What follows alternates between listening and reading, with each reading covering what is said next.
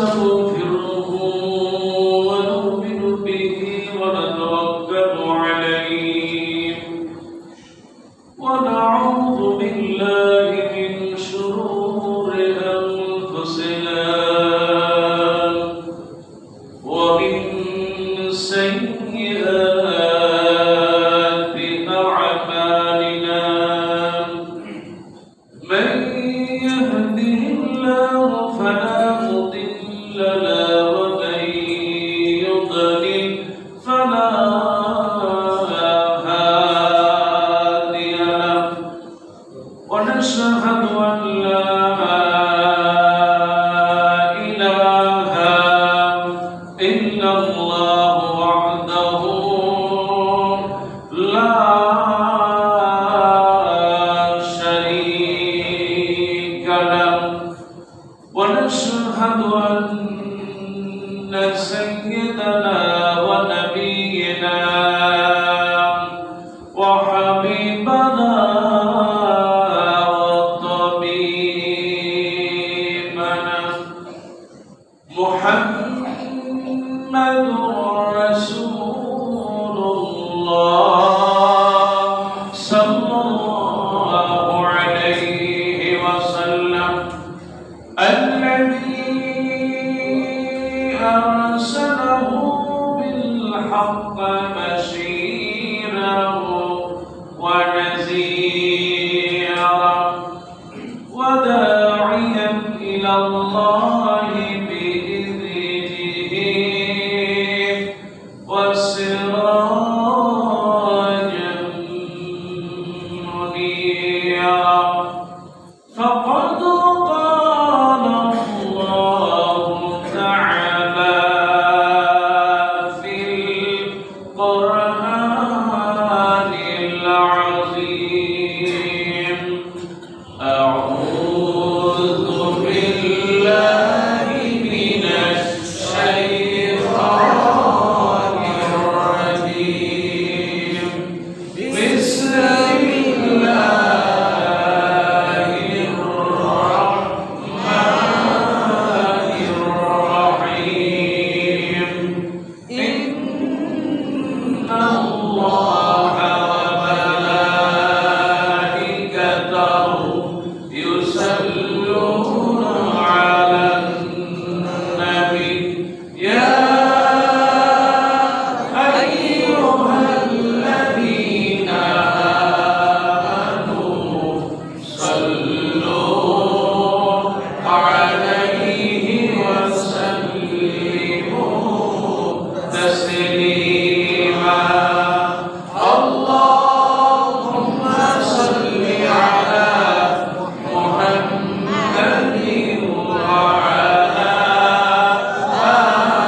آل محمد كما صليت على إبراهيم وعلى آل إبراهيم إنك حميد مجيد اللهم بارك على محمد وعلى آل محمد كما باركت على إبراهيم وعلى آل إبراهيم إنك حميد مجيد আলহামদুলিল্লাহ শুকর আদায় করছি মহান আল্লাহ সুবহানাহু ওয়া তাআলা যারা সুবহানাহু ওয়া তাআলা পবিত্র এই জুমার দিন দোয়া কবুলের উত্তম সময় আল্লাহ সুবহানাহু ওয়া তাআলা মসজিদুল ইলার মুসল্লি ভাইদেরকে মসজিদুল ইলা এসে বসার কথা শোনা যে সৌভাগ্য দান করেছেন সেই জন্য মহান মাবুদের কাছে শুকর আদায় করছি। আমরা সকলেই পড়ছি আলহামদুলিল্লাহ।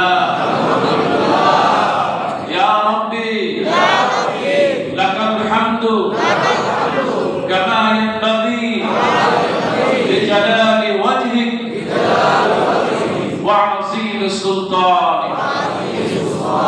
প্রশংসা করলাম যার, তিনি কে? কারণ আমাদের রব কে? আমরা যার কাছে ফিরে যাব তিনি কে? জবান খুলে সে আল্লাহর প্রশংসা করছি। আরো একবার বলি আলহামদুলিল্লাহ। দুরূদ সালাম পেশ করছি মানবতার মুক্তির দূত নবী মুহাম্মদুর রাসূলুল্লাহ সাল্লাল্লাহু আলাইহি ওয়াসাল্লামের উপর, যে নবী তার গোটা জিন্দেগিটা আল্লাহর খুশির জন্য কাটাই দিয়েছে, যে নবী নামাজ পড়তে পড়তে পা ভুলে গিয়েছেন, যে নবী দুনিয়ার জীবনের শেষ কথা বলে গিয়েছেন নামাজ, যে নবী আল্লাহর সান্নিধ্য লাভের জন্য, আল্লাহর প্রিয় বান্দা হওয়ার জন্য তার জীবনের সবকিছু আল্লাহর জন্য উজাড় করে দিয়েছেন। আল্লাহর কাছে সাহায্য চাই। আল্লাহ পাক যেন আজকে আমরা যারা মুসল্লি আছি, পর্দার আড়ালে আমার মা এবং বোনেরা, কিয়ামতের দিন আল্লাহ পাক যেন ওই নবীর হাতে হাত রেখে আমাদেরকে জান্নাতে যাওয়ার তৌফিক দান করে। আমিন। দুরূদ ও সালাম সমস্ত নবী, সিদ্দিকীন, শুহাদা, সালেহীন, যারা দুনিয়ার সবচেয়ে বেশি আল্লাহকে ভয় করত, আল্লাহর বিধান অনুযায়ী জীবন চালাত, আর আল্লাহর সামনে তাদের মাথাকে নত করে দিত। আল্লাহ সুবহানাহু ওয়া তাআলা তাদেরকে জান্নাতুল আলা মাকাম দান করুন বলে আমিন। সম্মানিত মুসলিয়ানে কেরাম, গত জুমায় আমরা আলোচনা করেছিলাম অত্যন্ত গুরুত্বপূর্ণ একটি বিষয়, সেটা হলো কি বলেন? সবর। মানুষের জীবনে সবচেয়ে গুরুত্বপূর্ণ বিষয় হলো কি? সবর। যে সবর অবলম্বন করবে সে দুনিয়ায় মানুষের কাছে প্রিয়, আর আখিরাতেও আল্লাহর কাছে প্রিয়।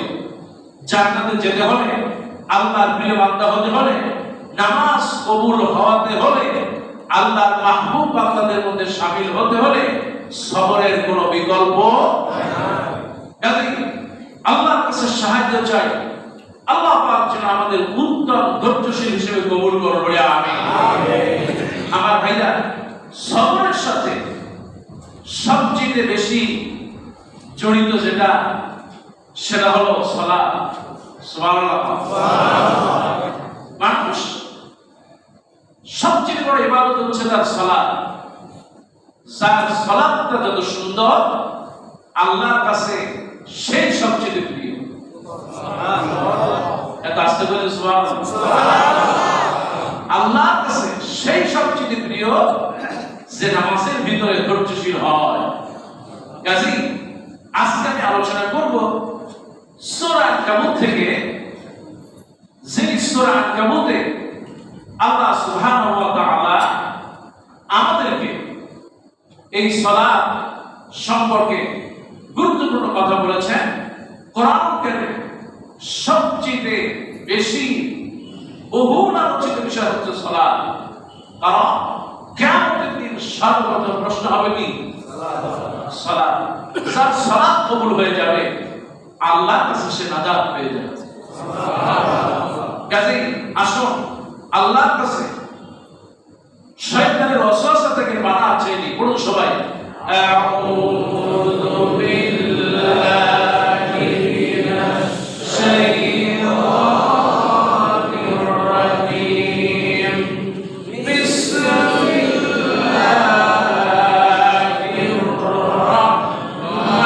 রাহমানির রাহিম।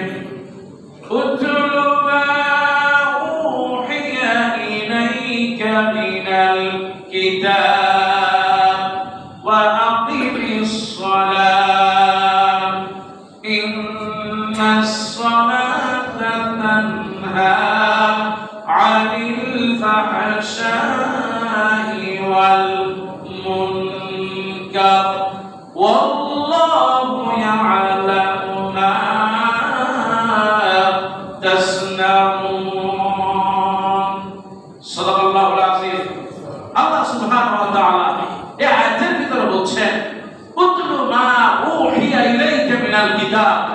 হে নবী, আপনার প্রতি যে কিতাব ওহী করা হয়েছে, সেই কিতাব নাযিল করা হয়েছে, আপনি সেই কিতাব পড়েন।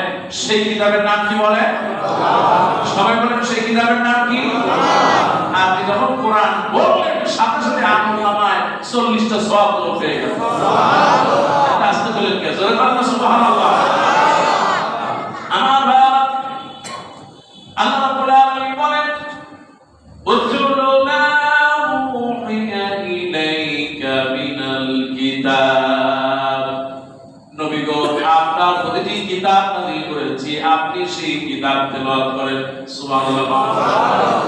এটা এমন একটা কিতাব, আল্লাহ নবী বলেন, যে ব্যক্তি এই কিতাব তেলাওয়াত করবে কিংবা শুনবে, মানিস্তামা ইলা আয়াতিন মিন কিতাবিল্লাহ কানাত লাহু নূরা ইয়াউমাল কিয়ামাহ। বিশ্বনবী বলেছেন, এটা এমন একটা কিতাব, কেউ যদি এই কিতাব থেকে কিছু অংশ শ্রবণ করে, কিয়ামতের দিন ওই কিতাবটা, ওই আয়াতগুলো এত বেশি নূর হবে, আলোকিত হবে। আল্লাহ নবী বলেন, ওই নূর দেখে দেখে আমার উম্মতেরা অন্ধকার তুলসিরা পার হয়ে যাবে। সুবহানাল্লাহ। আমার ভাইরা, সেই কিতাব, এই কিতাব হলো নূর, এই কিতাব হলো আলো। এই কিতাবটার মধ্যে আছে আল্লাহর মাহবুব বান্দা হয়ে যায়।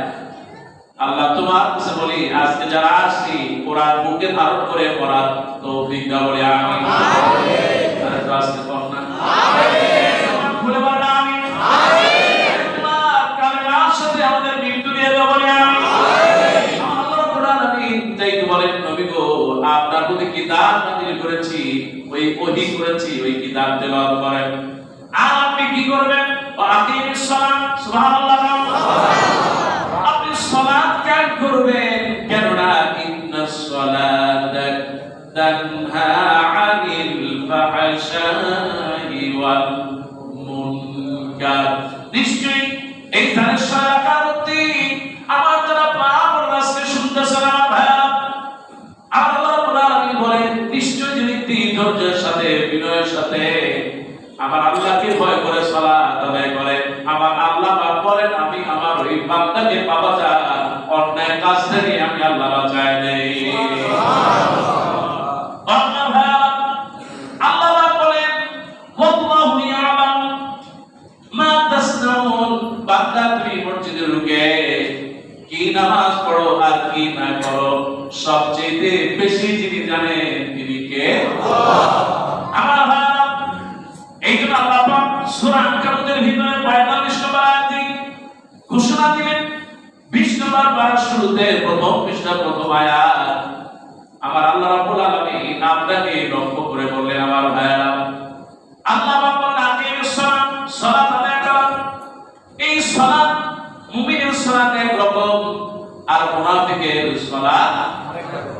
মুমিনের সালাত দেখলে বলা যায় সুবহানাল্লাহ। আমার আল্লাহ রাব্বুল আলামিন মুমিনের সালাতের ব্যাপারে বলে দিয়েছেন, قد أفلح المؤمنون الذين هم في صلاتهم خاشعون। একজন মুমিন যখন নামাজে দাঁড়ায় যায়, দুনিয়ার কোনো চিন্তা থাকে না, মুমিনের চিন্তা শুধু থাকে আপনি আমার আল্লাহর সামনে দাঁড়ায় গিয়েছেন। কিন্তু আমার ভাইরা, বড় আফসোসের বিষয়, নামাজে যখন দাঁড়ায় যায়, দুনিয়ার চিন্তাগুলো যেন মাথায় চলে আসে, আর যখন চিন্তাগুলো চলে আসে মনে হয় যেন আমার নামাজটা নষ্ট হয়ে যায়। রব্বানা লা তুযিগ কুলুবানা বা'দা ইয হাদাইতানা ওয়া হাব লানা মিন লাদুনকা রাহমাহ ইন্নাকা আনতাল ওয়াহ্হাব। নামাজ এমন একটা ইবাদত, আমার আল্লাহ পাক বলেন, কাদ আফলাহাল মুমিনুন। মুমিনরা তো সফল হয়ে গেছে। ওই সে নামাজি দেখতেছো, হেঁটে হেঁটে মসজিদে আসে, বড় অসহায় মানুষের মধ্যে আয়, ফজরের সময় আর রাস্তার ভিতরে কেউ নাই, দু একজন মানুষ গুড়ি গুড়ি পায়ে হেঁটে আসতেছে। হতে পারে গুড়ি গুড়ি বৃষ্টি হয়, কিংবা রাস্তা একটু কাদা হোক না কেন, সে যখন মসজিদে চলে আসে আমার আল্লাহ সবচেয়ে খুশি হয়ে যায়। কাদ আফলাহাল মুমিনুন, ওই মুমিন তো সফল হয়ে গিয়েছে যারা নামাজের ভিতরে আমার আল্লাহকে সবচেয়ে বেশি ভয় করে। আমার ভাইরা, আমি সারা জীবন নামাজ পড়লেন কিন্তু খাশিয়া বিনয় আপনি নামাজের মধ্যে আল্লাহর ভয় না থাকে, সারা জীবন নামাজ পড়লেও ওই নামাজ মুমিনের হবে না, ওটা হলো মুনাফিক। ঠিক কি না? মুমিনের নামাজ, এই যে নামাজ দুই ধরনের। আমার আল্লাহ পাক সূরা মুমিনের ভিতরে এক নাম্বার নামাজের কথা বললেন, যাতে কবুল হয়ে যাবে, সেটা হলো মুমিনের নামাজ। দুই নাম্বার হলো আল্লাহ সূরা মুমিনের ভিতরে বলে দিয়েছে তারা হলো সাহুম, যারা মানুষকে দেখানোর জন্য নামাজ পড়ে আসরা নাই। আমার ভাই, এই জন্য এক নাম্বার নামাজি যারা সত্যিকারের নামাজি, তারা দাঁড়াবে আল্লাহর জন্য, তারা তাদের ভয় করবে। আল খাউফু বিল ইবাদ, আল খাউফুল ইবাদা, নামাজ পড়বে নামাজের ভিতরে আল্লাহর ভয় থাকবে, নামাজ পড়বে নামাজের ভিতরে খাশিয়া থাকবে। আমার আল্লাহ পাক বলেন যারা খাশিয়া করবে আমি আল্লাহ তাদেরকে বিজয় দিয়ে দেব, নামাজটা কবুল করে নেব। এবার আল্লাহ পাক বলেন নিশ্চয়ই যারা নামাজটা ঠিকমতো পড়বে আল্লাহর সামনে যারা দাঁড়ায় যাবে, যারা রবের সামনে ভয় নিয়ে দাঁড়ায় যায়, আমার আল্লাহ পাক তাদের ব্যাপারে সূরা রহমানে বলেন ওয়া লিমান খাফা মাকাম রাব্বিহি জান্নাতান, রবের সামনে যারা বিনয়ের সাথে দাঁড়িয়ে যায় আল্লাহ পাক বলেন আমি আল্লাহ পাক তাকে দুইটা জান্নাত দিই।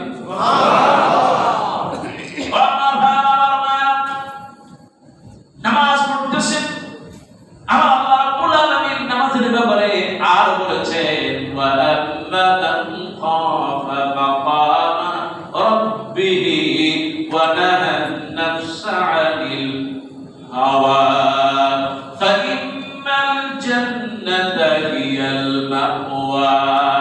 আল্লাহ পাক বলে দিলেন যারা বিনয়ের সাথে, সে মা বোনেরা, যে মেয়েরা, যে ছাত্রছাত্রীরা, আমার যে বাবাজিরা, সেই যুবকেরা বিনয়ের সাথে আল্লাহর সামনে দাঁড়িয়ে যায়, আমার আল্লাহ রাব্বুল আলামিন তাদের ব্যাপারে বলে আমি আল্লাহ পাক তাদের জন্য জান্নাতুল মাওয়া রেডি করে রেখে দিয়েছি।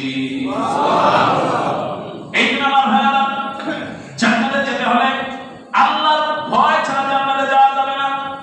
নামাজের ভিতরে বিনয় লাগবে, একাগ্রতা লাগবে। আল্লাহ নবী, বিশ্ব নবী রাহমাতুল লিল আলামিন এত বিনয়ী ছিলেন, নবীজি এত বিনয়ী ছিলেন, নবীজি সব সময় আল্লাহর সামনে বিনয়ী থাকতেন। কোরআন কারীমে অনেক আয়াত আল্লাহ নবীর ব্যাপারে নাযিল হয়েছে, তিনি এত বিনয়ী ছিলেন, তার বিনয়ী দেখলে গাছের পাতাগুলো কেঁদে দিত। সুবহানাল্লাহ। আল্লাহ নবী কাবার চত্বরে নামাজ পড়বেন, আবু জাহেল ষড়যন্ত্র করেছে নবীকে ওই কাবার চত্বরে নামাজ পড়া অবস্থায় তাকে হত্যা করবে। এবার আবু জাহেল উকবা ইবনে আবু মুঈদ, উকবা আবু মুঈদ একজন কুরাইশ কাফের বেঈমান। আবু জাহেল তাকে ভাড়া করলেন আর কুরাইশবাসীদেরকে দাওয়াত দিলেন যে আমি আজকে মুহাম্মদ যখন কাবার চত্বরে নামাজ পড়বে ওই নামাজের অবস্থায় তার উপরে পাথর মেরে তাকে হত্যা করা হবে। ও আমার ভাই, আমার মুসল্লিরা খেয়াল করেন, আল্লাহ নবী নামাজ পড়বে, ওই নামাজ অবস্থায় তাকে হত্যা করবে, ষড়যন্ত্র হয়ে গেল। কিন্তু যদি আমার আল্লাহ রাব্বুল আলামিন যাকে ভালোবাসেন তাকে রক্ষা করার দায়িত্ব কার? আল্লাহ। আমার আল্লাহ পাক তাকে ভালোবাসেন। আল্লাহ রাব্বুল আলামিন বলেন কুল ইন কুনতুম তুহিব্বুনাল্লাহা ফাত্তাবিউনি ইউহিব্বুকুমুল্লাহ ওয়া ইয়াগফির লাকুম যুনুবাকুম ওয়াল্লাহু গফুরুর রহিম। আমার আল্লাহ পাক বলেন নবী আপনি বলে দেন ইন কুনতুম তুহিব্বুনাল্লাহ, যদি তোমরা আল্লাহর ভালোবাসা পেতে চাও, ফাত্তাবিউনি, তাহলে নবীকে অনুসরণ করো। আমি যেমনি করেছি নামাজ পড়েছি, এমনি করে নামাজ পড়ো। রুকু করলাম, সিজদা দিলাম, নামাজের ভিতর আল্লাহকে ভয় করলাম, তেমনি করে তোমরা যদি আমাকে অনুসরণ করতে পারো, আমার আল্লাহ পাক বলেন ইউহিব্বুকুমুল্লাহ, আমাদের ভালোবাসবেন কে? আল্লাহ। আল্লাহ পাক শুধু ভালোবাসবেন না, ওয়া ইয়াগফির লাকুম যুনুবাকুম, আমার আল্লাহ পাক বলেন তোমরা যদি নবীর অনুসরণী নামাজি হতে পারো, নবীর অনুসরণ অনুযায়ী যদি তোমরা জীবন চালাতে পারো, আমার আল্লাহ পাক তোমার যত গুনাহ আছে আল্লাহ রাব্বুল আলামিন গুনাহগুলো ক্ষমা করে দিবে। আল্লাহ নবী নামাজ পড়তেছেন, উকবা মুঈন অনেক বড় একটা পাথর নিয়ে আসলেন। সামান্য সাধারণ মানুষরা পারে না, শক্তিশালী মানুষ, অনেক স্বাস্থ্যবান উকবা মুঈন এই কাফের বেঈমান বড় একটা পাথর নিয়ে আসলেন। আবু জাহেল এই পাথরটা উঁচু করে এবার আল্লাহ নবী কাবার চত্বরে তিনি নামাজরত আছেন, ওই অবস্থায় গিয়ে তার গায়ের উপরে ফেলবেন। এদিকে ষড়যন্ত্র হচ্ছে, কোনো মনোযোগ নাই। আল্লাহ নবীকে হত্যার ষড়যন্ত্র হচ্ছে, কোনো মনোযোগ নাই। আমার আল্লাহ নবী যার সামনে দাঁড়িয়েছেন তিনি কে? আল্লাহ। মুসলমান সবাই বলেন কে? আল্লাহ। আমার আল্লাহর সামনে দাঁড়িয়েছেন, আমার আল্লাহ পাক তার নবীর জন্য বাহাদার হয়ে গেলেন। সুবহানাল্লাহ। একজন মুমিন যখন নামাজে দাঁড়ায় যায় তখন সে আল্লাহর মেহমান হয়ে যায়। সুবহানাল্লাহ। আর আল্লাহর মেহমানকে কখনো অপদস্থ আর লাঞ্ছিত করা যায় না। আল্লাহ নবী ঈশ্বরী রহমাতুল আলামিন নামাজে দাঁড়িয়েছেন, এই আবু সাহেব নিজে পাথরটা উঁচু করে আল্লাহর নবীর গায়ে মারবেন, সামনের দিকে রওনা হলেন। এবার হঠাৎ করে দেখে গেল কাঁপতে কাঁপতে আবু সাহেবের হাত থেকে বালকটা নিচে পড়ে গেল। এবার কুরাইশরা পিছন থেকে বলছে, আবু সাহেব তোমার ধ্বংস হোক, তুমি কি এইগুলো দেখানোর জন্য আমাকে এই জায়গায় নিয়ে আসছো? আজকে কুরাইশ বংশের লোকদেরকে তুমি অপমান করলা, এতগুলো মানুষের সামনে তুমি তাকে মুহাম্মদকে মারবে, কিন্তু মারতে তো পারলে না, বরং নিজের পাথরটা কাঁপতে কাঁপতে ফালাই দিলা। কিছুই তো বুঝলাম না, আমাদেরকে অপমান করলা, কারণটা কি? এবার আবু জাহেল বলতেছে, হাদিসের ভিতরে সহিহ হাদিস, আবু জাহেল বলতেছে, ওয়াল্লাহি ইন্নী রাআইতু, আমি দেখেছি, আমি যখন পাথরটা নিয়ে সামনের দিকে আগাচ্ছিলাম, আমার কাছে যেন মনে হলো কতগুলা উট এমনি করে হা করে আছে, আমি যদি আরেকটু সামনে আগাই ওই উটগুলো আমাকে খেয়ে ফেলবে। কিভাবে দিতে আসছে? সত্যি যদি আবু জাহেল আরেকটু সামনে আগাতো, ওই উটগুলো সাধারণ উট ছিল না, বরং জিবরাইল, স্বয়ং জিবরাইল আলাইহিস সালাম এসে আল্লাহর নবীর সামনে এসে উটের মতো হা করেছিলেন। আবু জাহেল সামনে আসতে তাকে খেয়ে দুনিয়া থেকে বিদায় করে দিত। সুবহানাল্লাহ। মুমিনদের নামাজি আল্লাহওয়ালাদেরকে হেফাজত করার মালিক কে? আল্লাহ। আর নামাজ পড়তে হবে এমন ভাবে আপনি নামাজে দাঁড়িয়েছেন ভয়, বিনয়, মহব্বত আর ভালোবাসা নিয়ে দাঁড়িয়েছেন। এবার আল্লাহ নবীর কাছে প্রশ্ন করি, ইয়া রাসূলুল্লাহ, নামাজের ভিতরে দাঁড়াবো, কেমনে দাঁড়াবো? আমার আল্লাহ নবী বিশ্বনবী রাহমাতুল আলামিন তিনি শিখায় দেন। আপনি খুলে দেখেন সহিহ আল বুখারী 1423 নম্বর হাদিস। আল্লাহ নবী বললেন, বিশ্বনবী রাহমাতুল আলামিন বলেন, ওয়া রাজুলুন যাকারাল্লাহু খালিয়ান ফাফাদাত আইনাহু, যে ব্যক্তি নামাজের ভিতরে দাঁড়ায় চোখগুলো, যে ব্যক্তি আল্লাহর ভয়ে কাঁদে, যার চোখগুলো বিনয়ে থাকে, যার চোখ থেকে বিনয় বেরিয়ে আসে, যার চোখ থেকে একটু হলো কান্নার পানি চলে আসে, যার মুখটা যেন কান্না কান্না করা ভাব থাকে, আবার আল্লাহ নবী বলেন আল্লাহ রাব্বুল আলামিন ওই নামাজীকে কিয়ামতের দিন আরশে আজিমে ছায়া দিয়ে দিবে। সুবহানাল্লাহ। আমার ভাইরা, বিশ্বনবী রাহমাতুল লিল আলামিন তিনি এত বিনয়ী ছিলেন, আর নামাজের ভিতরে আবার আল্লাহকে এত বেশি ভয় করতেন, স্বয়ং আল্লাহ নবী ঘোষণা করলেন, কালা রাসূলুল্লাহ সাল্লাল্লাহু আলাইহি ওয়াসাল্লাম। আজরা বললেন না, তারা মনে গুনাহ করলেন নাকি? খালি গুনাহ না, আল্লাহ আলাইহি মুহাম্মদুর রাসূলুল্লাহ সাল্লাল্লাহু আলাইহি ওয়াসাল্লাম। ভালো জানে, কারণ এই ওয়াজ করতে করতে আপনাদের মুখস্থ হয়ে যাওয়া উচিত। সুবহানাল্লাহ। রাসূলুল্লাহ সাল্লাল্লাহু আলাইহি সাল্লাম নবীজি মেম্বারে বসে আছেন, মেম্বার উঠছেন, তিনবার বলেন আমিন।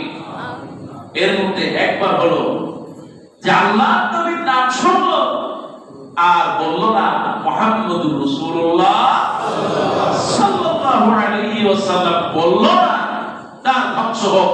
নবীজি বললেন আমি যখন বললাম আমিন। সুবহানাল্লাহ। এখন এই যে সালাম, এই সালাম দিয়ে আবার এক গ্রুপ চিন্তা করছে আল্লাহ নবীর উপরে যদি দুরূদ না পাঠায় তাহলে এটা কেমন হয়, ধ্বংস হয়ে যাবে। এই জন্য তারা জশ্নে জুলুস বা এইরকম কিছু আয়োজন করে।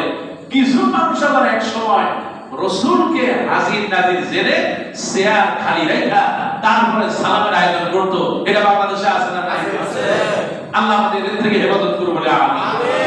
মুহাম্মাদুর রাসূলুল্লাহ সাল্লাল্লাহু আলাইহি ওয়াসাল্লাম, নবীর প্রতি সালাম পৌঁছাইতে আপনার কোনো আয়োজনের দরকার নাই। যখনই শুনবেন মুহাম্মদ সাল্লাল্লাহু আলাইহি ওয়াসাল্লাম বলবেন, সাথে সাথে আমলনামা থেকে 10টা গুনাহ আল্লাহ মাফ করে দিবেন। সুবহানাল্লাহ। শুধু তাই না, আল্লাহ আপনার আমলনামায় 10টা সওয়াব যোগ করে দিবেন। সুবহানাল্লাহ। আমি যখন মিশরে আল্লাহ দ্বারা ঘুরতেছিলাম, মিশরের রাস্তাঘাটে কম বেশি চেষ্টা করেছি সব জায়গায় একটু যাওয়া। মিশরে প্রায় 32টার মতো জেলা আছে, কম বেশি যাওয়ার চেষ্টা করেছি। আপনার আসওয়ান, তারপর জালালউদ্দিন সৈয়দি রাসিউদ, তারপরে আলেকজান্দ্রিয়া, অনেক জায়গায় আলহামদুলিল্লাহ আল্লাহ পাক দিয়েছেন। অনেক বড় বড় আল্লাহ অনেক সাহাবীদের কবরের পাশে দাঁড়িয়ে কিছু সময় দেওয়ার সুযোগ হয়েছে। আমরা দেখতাম মিশরের রাস্তাঘাটে যখন কোনো ঝগড়া লাগতো, সাধারণ ঝগড়া লাগতেই পারে। আর আমার বাংলাদেশের রাস্তাঘাটে ঝগড়ার পরিমাণ একটু কম নাকি বেশি? রিক্সাওয়ালা আর প্যাসেঞ্জার দুইজন লেগে গেছে। বিষয়টা কি? একটু ঘুরে ঘুরে আসছে, 10 টাকা বেশি দিয়েছে। ওই মিয়া, তোমার কাছে কথা হলে এই টাকা, তুমি আবার 10 টাকা বেশি টাকা কারণে কাঁচামরিচ সবজির বাজার, আরে মিয়া সবজির বাজারের সাথে যে ঝগড়া নাই এমন কোন সেক্টর নাই। আরবদের একটা গুণ হলো যখন ঝগড়া বেশি হয়ে যায়, আরব একজন এসে বলেন সাল্লি আলা নবী, তার মানে হলো নবীর উপরে সালাম পড়ো। সুবহানাল্লাহ। তারপরে নবী যখন নাম শুনলো তখন তো অবশ্যই এখন আর কোনো সুযোগ নাই। তখন সবাই বলে আলাইহিস সালাতু ওয়াস সালাম, নবীর প্রতি সালাম পৌঁছালাম। নবীর প্রতি সালাম পৌঁছানোর পরে এখন তো মনটা একটু নরম হয়ে গেল। সুবহানাল্লাহ। চিন্তা করেন তাদের সংস্কৃতি কত সুন্দর। আর আমাদের দেশে কোথাও ঝড় করে ওই মিয়া মুখ দিয়ে কেন হাত আছে না, লাগাও পিঠা, আমি তো আছি তোমার পাশে। নাউযুবিল্লাহি মিন যালিক।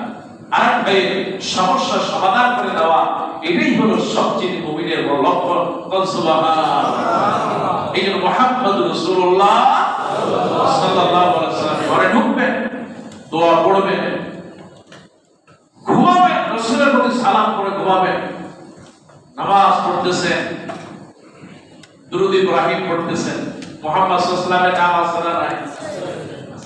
এই জন্য মুহাম্মদ সাল্লাল্লাহু আল্লাহ নবী বললেন আমার উম্মতরা যখন নামাজে দাঁড়ায় যাবে, নারী আর পুরুষ।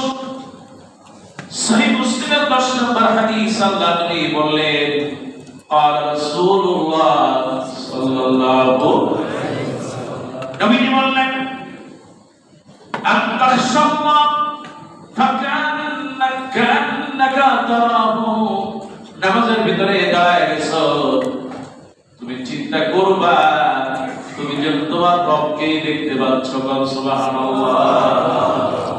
নামাজে দাঁড়ায় গেছো, দাঁড়িয়েছো তোমার রবের সামনে, কাজে রবকে তুমি দেখতে পাচ্ছ, এভাবেই নামাজ।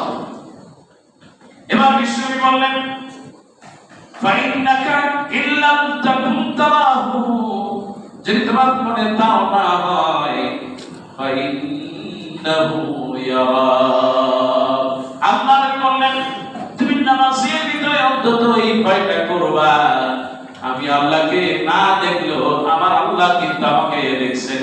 সুবহানাল্লাহ। আল্লাহ আমাকে দেখছেন।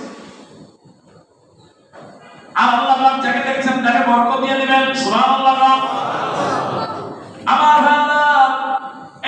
মুমিনের নামাজ দেখলেই বলা যায় এটা মুমিন, আর একজন মুনাফিকের নামাজ দেখলেই মনে হয় এই টাইপের নামটা মুনাফিক আছে না। নামাজে দাঁড়ায় রুকু ঠিক নাই, সিজদা ঠিক নাই, নামাজে হাত বাঁধবে, অলসতার অভাব নাই।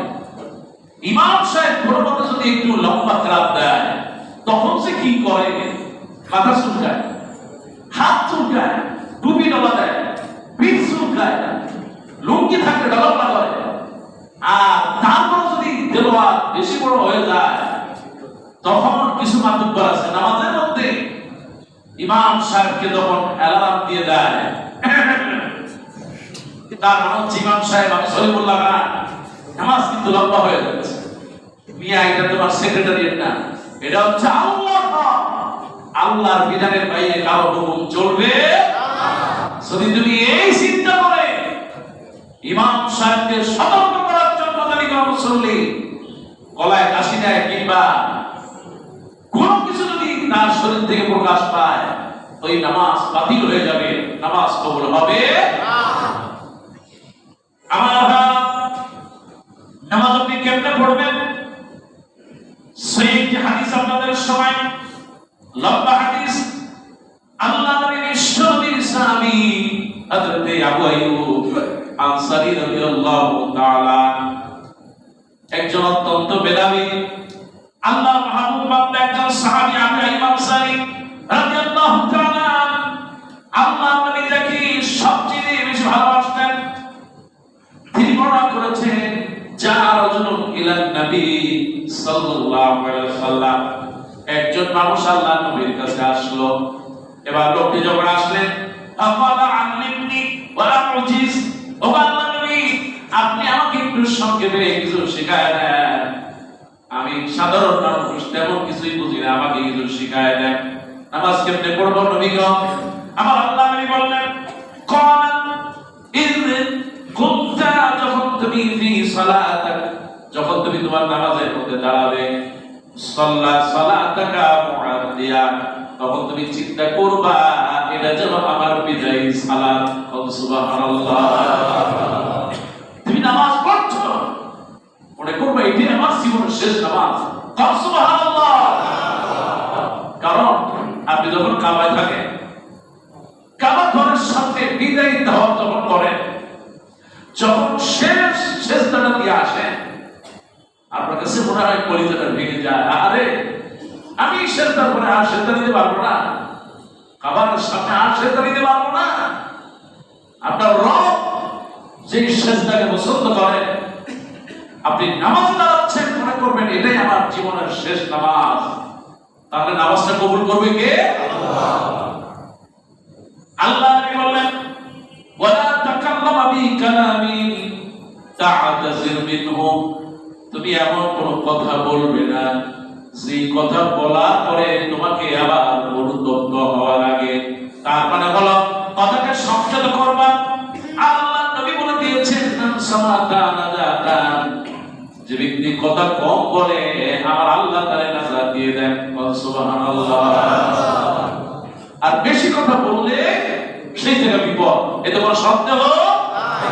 গত 16টা বছর মিডিয়া খুললে খেলে আমার অভিযোগ দেখা যায়, আপনারা ঠিকই না?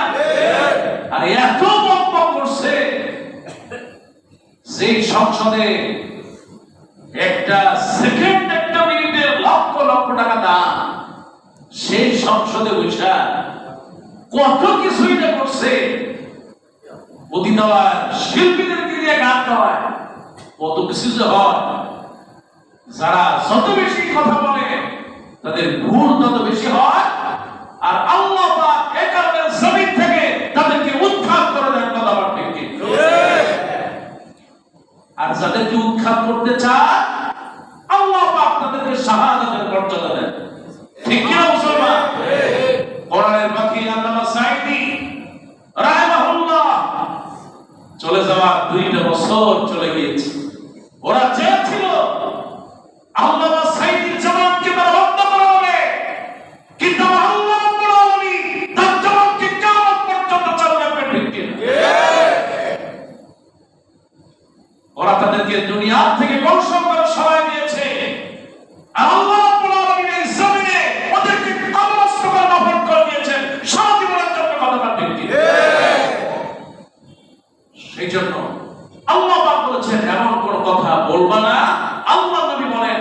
যে কারণে তোমাকে অনুতপ্ত হওয়া লাগে। আল্লাহ আমাদেরকে সুন্দর সুন্দর কথা বলার তৌফিক দিন বলে আমিন। রাসূলুল্লাহ সাল্লাল্লাহু আলাইহি ওয়াসাল্লাম সুন্দর কথা বলতেন। আল্লাহ পাক বলেছেন কাউলুন লাইয়িনা, সুন্দর কথা বলবা, মহব্বত ভালোবাসা দিয়ে কথা বলবা। সুবহানাল্লাহ। মুসা আলাইহিস সালাম আর হারুন আলাইহিস সালাম, আল্লাহ পাক বলেন মুসা যাও ফেরাউনের কাছে যাও। আমি যখন ফেরাউনের কাছে গেলাম এই ঘটনা খুব বেশি মনে পড়ল। ফেরাউন, আল্লাহ পাক বলেন মুসা যাও ফেরাউনের কাছে। আল্লাহ আমি কেমনে যাব, আমার তো কথাবার্তা বেঁধে যায়। তা আমার ভাই হারুন, হারুন আলাইহিস সালাম ছিল বড় ভাই আর মুসা আলাইহিস সালাম ছোট ভাই। সুবহানাল্লাহ। দেখেন ছোট ভাই আর বড় ভাইয়ের মহব্বত কত বেশি। আল্লাহ বড় ভাই তো খুব সুন্দর কথা বলে, যদি তুমি চাও আমার বড় ভাই যদি নবী হয়ে যায়, আমার সাথে যদি পাঠায় দাও, তাহলে আশা করি আমরা বিজয় লাভ করব। সুবহানাল্লাহ। ঠিক আছে। আল্লাহ পাক হারুন আলাইহিস সালামকে নবুয়ত দিলেন, আর হারুন আলাইহিস সালামকে এবার কথা বলে দিল কাউলুন লাইয়িনা, তোমরা ফেরাউনের কাছে যে সুন্দর কথা বলবা। কিন্তু কে শুনে কার কথা? যখন সুন্দর কথা বললেন তিনি অহংকার বশত বরং তাদেরকে আর আঘাত করলেন, তাদের জন্য সাপ বানাইলেন। না, আল্লাহ পাক কয় এই সমস্ত ফেরাউনের সাপ এগুলো দিয়ে মুসাদেরকে দমানো যাবে না। এই ষড়যন্ত্র করে মুসাদেরকে জমিন থেকে উৎখাত করা যাবে না। কাউলুন লাইয়িনা, সুন্দর কথা বলতে হবে, এটাই আল্লাহ পাক শিখিয়েছেন। সুবহানাল্লাহ। তা'তাযির মিনহু, এমন কোনো কথা বলবা না যেখানে তোমাকে প্রায়শ্চিত্ত দিতে হয় বা অনুতপ্ত হতে হয়।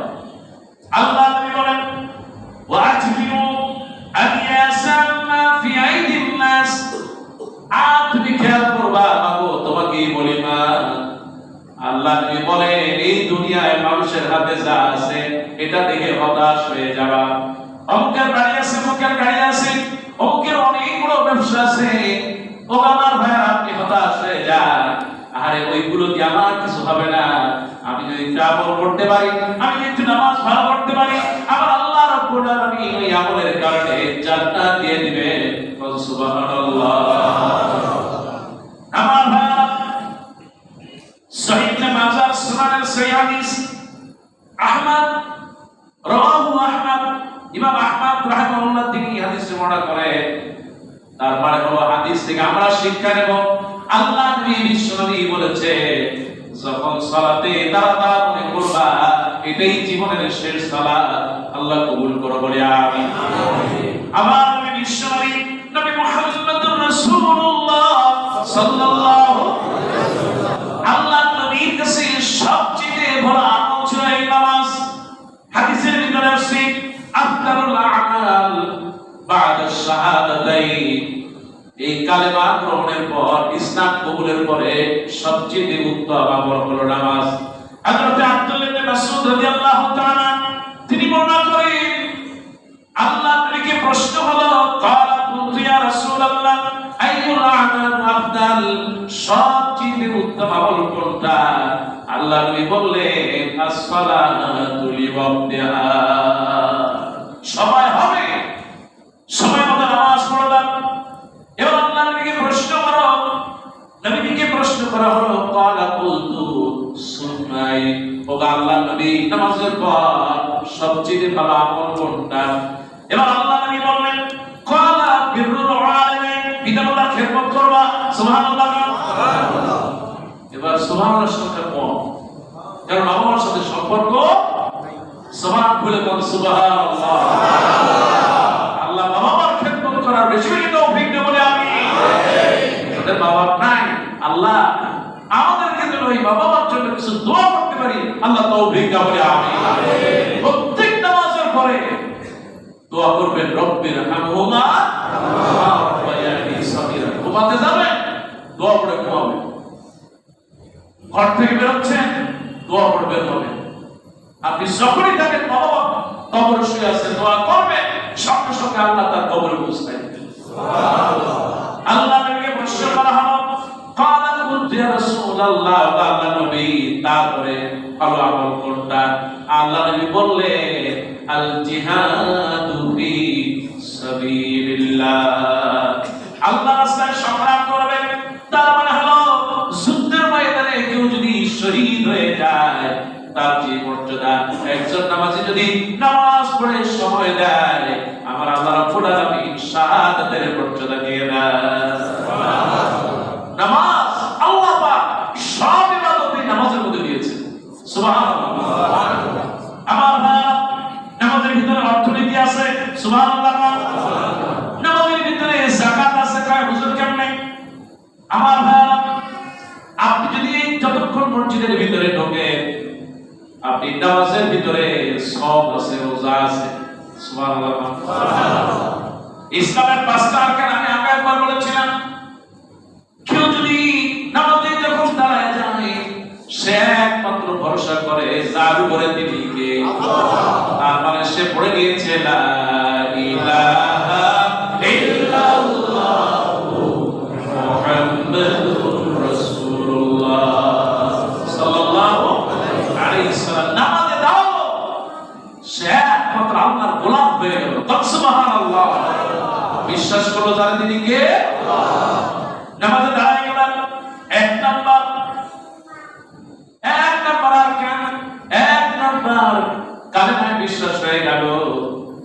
দুই নাম্বার যখন নামাজে দাঁড়ায় গেল, এই রোগটা আপনি নামাজে দাঁড়ায় গিয়েছে, আপনি যদি এবার তারে খেতে দেন সে কি কিছু খাবে না? মুসলমান কিছু খাবে না। আর এই অবস্থায় যদি কিছু খায় নামাজ হবে না।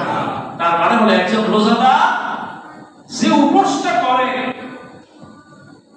একজন রোজাদার অভুক্ত যেমন করে থাকে, একজন মা যখন দাঁড়ায় যায় নামাজের মধ্যে সে তখন রোজার মতো সওয়াব পেয়ে যায়। সুবহানাল্লাহ। কাছ থেকে জোরে কান্না সুবহানাল্লাহ।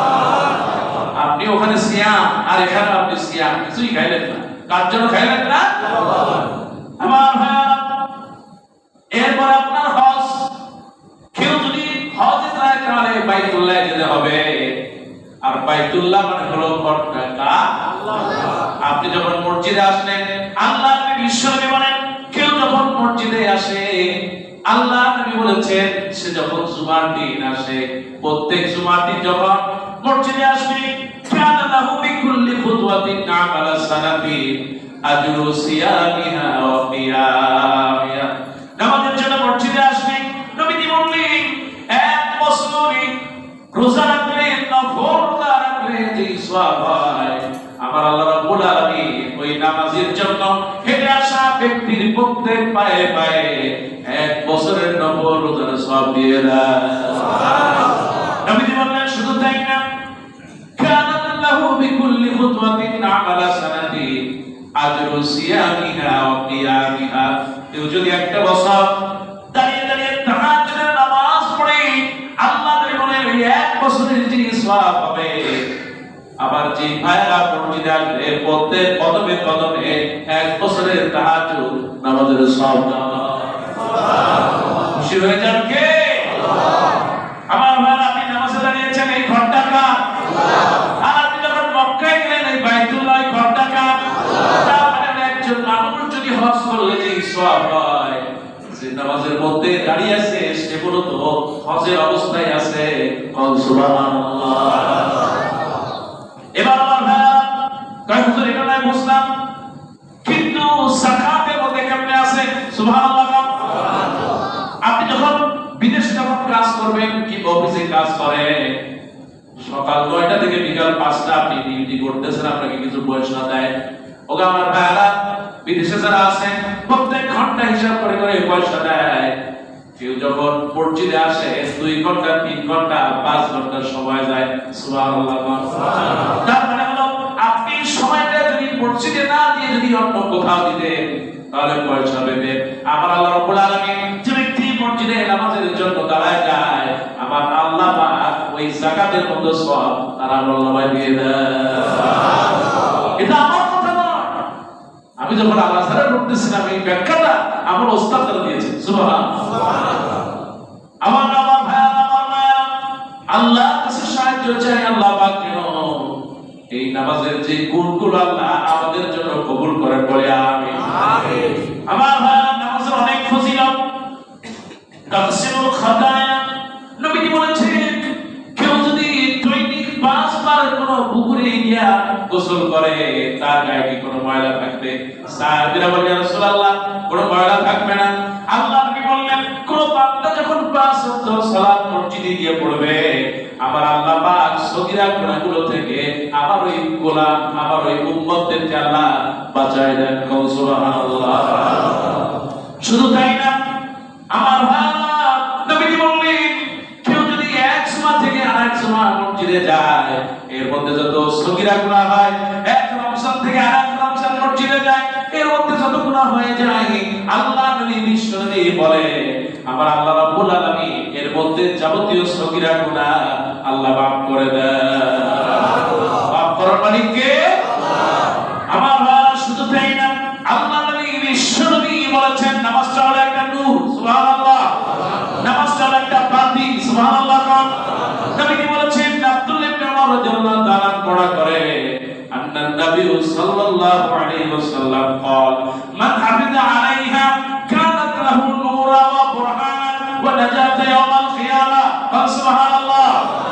আল্লাহ রাব্বুল আলামিন হাবিব বলেছেন যে নামাজটাকে হেফাজত করতে পারবে তার মানে হলো নামাজ জামাতের সাথে পড়বে রুকু ঠিক রাখবে সিজদা ঠিক রাখবে এমনি করে যার নামাজটা সুন্দর হয়ে যাবে আল্লাহ নবী বলে এই নামাজটা কিয়ামতের দিন একটা আলোকিত নূর হয়ে যাবে। সুবহানাল্লাহ।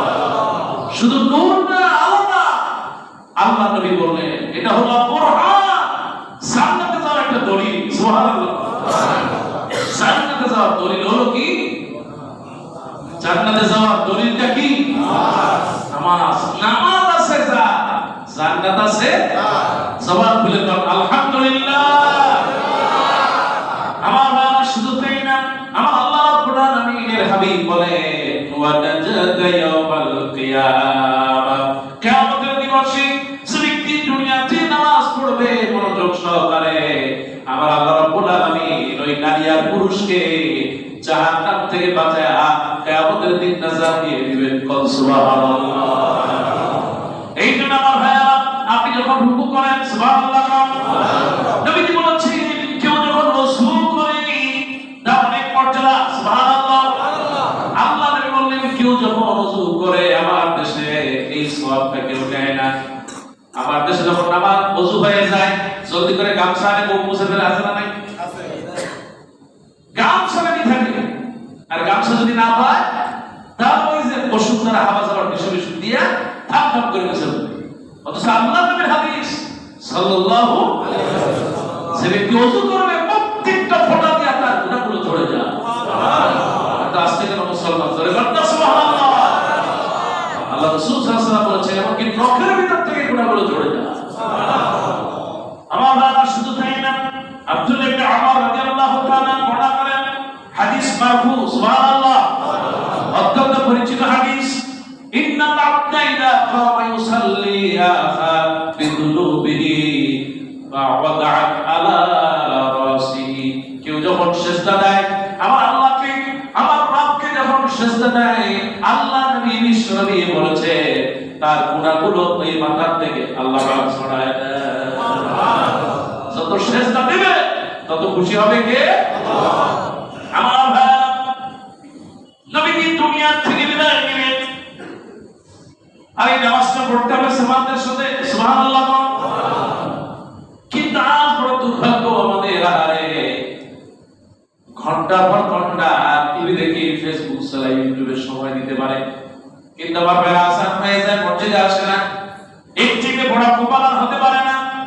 আর এই ঘরের ভিতরে বসে আছে আল্লাহ নবী বললেন যদি ওই ঘরের ভিতরে বাচ্চা মহিলারা না থাকতো আমার মনে হয় আমি নবী ওই ঘরগুলা আগুন দিয়া জ্বালাই দেই। বলে নাউজুবিল্লাহ। আসান হয়ে গেছে তারপর ঘরে বসে নামাজ পড়তেছে। আল্লাহ তোমার কাছে বাধা আছে আল্লাহ আমাদের সাথে মসজিদের সাথে সম্পর্ক তুমি বাড়ায়। আমিন। মুসলমান বলে বলেন না আমিন। আমিন। আমি এইখানে বলবেন এক সপ্তাহের খবর নেই। আল্লাহ আমাদের প্রতি রহম করো। আল্লাহ আল্লাহ আমাদেরকে অলস বানায় না। রাসূলুল্লাহ বলেছেন যে অলসতা দূর করে আল্লাহ তার রিজিক বাড়ায়। সুবহানাল্লাহ। আর একটু জোরে বলতে সুবহানাল্লাহ। আমার ভাই আল্লাহ নবী বিশ্বনবী রাহমাতুল্লিল আলামিন নামাজ জামাতের সাথে পড়তেন আমার আল্লাহ রাব্বুল আলামিন বলেন ওয়া আকিমুস সালাত ওয়া আতুজ যাকাত ওয়া রকাউ মা'আর রাকিঈন, তোমরা সালাত আদায় করো আর যাকাত দাও, আর যারা রুকু করে তাদের সাথে রুকুকারী হয়ে যাও। সুবহানাল্লাহ। আপনি তো ঘরে নামাজ পড়তে পারেন, কিন্তু মসজিদে কেন আসবেন? কারণ মসজিদে কাজ কবুল হয়ে যায়, নামাজ কবুল হয়ে যায়। আপনি তো জানেন নাই, হতে পারে ওই সাত নামাজ কবুল হয়ে গেছে আল্লাহ পাক ওই কারণে আপনার নামাজটাও কবুল করবেন। সুবহানাল্লাহ। নামাজ, মসজিদ হচ্ছে একটা ভালোবাসার কেন্দ্র। এখানে আসলে কিছু ভাইদের সাথে দেখা হয়, আর যাই হোক ফেরেশতারা আপনাকে সালাম জানায়। সুবহানাল্লাহ। রাসূলুল্লাহ বলেছেন, যখন কোন নামাজে মসজিদে দাঁড়ায় যায় তখন তার পাশে ফেরেশতারা দাঁড়ায় যায়। সুবহানাল্লাহ। এটা আস্তে বলে জোরে কাঁদা সুবহানাল্লাহ। নবী করিম সাল্লাল্লাহু আলাইহি ওয়াসাল্লাম বলেছেন, মসজিদে এমন একটা ঘর, দুনিয়ায় কোনো কাজ নাই, মসজিদে এসে বসে থাকো। নবীজি বলেন, সে যদি ওযু করে বসে থাকে নামাজ পড়তে সওয়াব হয়।